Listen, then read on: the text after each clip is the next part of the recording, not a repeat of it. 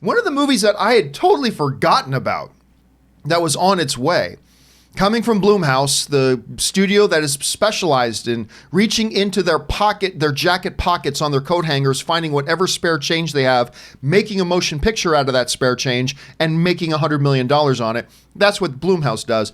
They've got a new movie coming out with Elizabeth Moss from Handmaid's Tale, who is fantastic in Handmaid's Tale, not so good in Get Him to the Greek, but fantastic in The Handmaid's Tale, called The Invisible Man. Of course, that's based on the whole classic Universal monster trope. I've never understood why The Invisible Man was categorized under the classic Universal monster movies, but...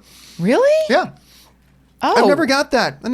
But the first trailer for it dropped, and I'd totally even forgotten that this movie was coming. I completely forgot that this movie was coming. And I will tell you what, this movie did exactly what an Invisible Man trailer should. See, we think about, I know to some degree monster movies are horror movies in a way, like there's definite horror movie elements in but I watch Godzilla, it's not a horror movie. There's a little bit of horror elements, yes. Dracula, horror elements, yes.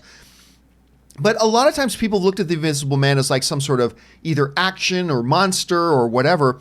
The Invisible Man was originally designed to be a straight up horror concept. And this trailer completely embraces that foundation of The Invisible Man of being a straight up horror movie. I'll tell you what, love this trailer. It went too far. I feel like this trailer could have been cut off about 20 seconds earlier. I felt like they started to show a little bit too much, but I was already completely hooked by that point. Already absolutely completely hooked by that point. They got the atmosphere. They got the tone. I felt chills watching it. Anyway, Erin, you just saw it for the first time. What did you think about it? They had me at hello.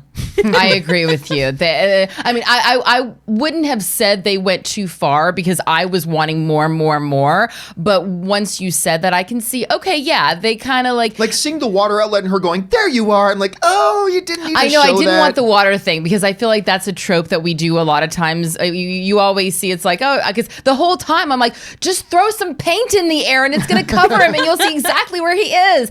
It's so funny that you say that you don't see why The Invisible Man is horror because I totally see it as horror. I'm like, it totally should be seen as horror. A lot of people don't, but that's exactly what it was originally conceived of. I misheard you. Yeah, because I feel like it kind of goes along with The Mummy or even Dracula, like the secrecy of it. And especially as a woman, the idea of a man lurking and hiding and watching and then just can jump out of nowhere and breathing on your neck. I feel like that is something that is so terrifying, is the fear of not knowing where the person is. But also kudos to Blumhouse because they are really elevating their game with, Emmy Award winner Elizabeth Moss, whose performance in this, she really has the market on ranging of emotions. You see her being able to go, even in Handmaid's Tale, as well as even just in the trailer for this, going from being happy to all of a sudden terrified and sad. She's just, you see everything that she's holding right there on her face. And I was so excited when I saw Aldous Hodge, who, if you are not familiar with Aldous Hodge, I was introduced to him in Underground, which was on WGN, and I was mortified and horrified when it was canceled. It was such an incredible series that he was one of the leads of, and to see him in this project as well, I'm thrilled. I cannot wait to see this. I yelped out loud when we watched it. I love it. It's so exciting. Yeah. Chris, what did you think about it? Oh my gosh, why are there two horror movies I'm going to see? First Dr. Sleep, now this. Like, this is something I definitely want to catch.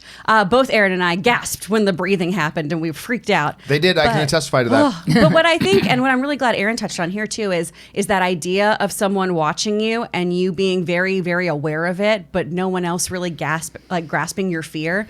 And for those of you who have read the comics of The League of Extraordinary Gentlemen, you guys know how horrifying and awful that Invisible Man character in there is, which is always why this kind of superpower or villain or thing has always creeped me out so much, because he did unspeakable things to women.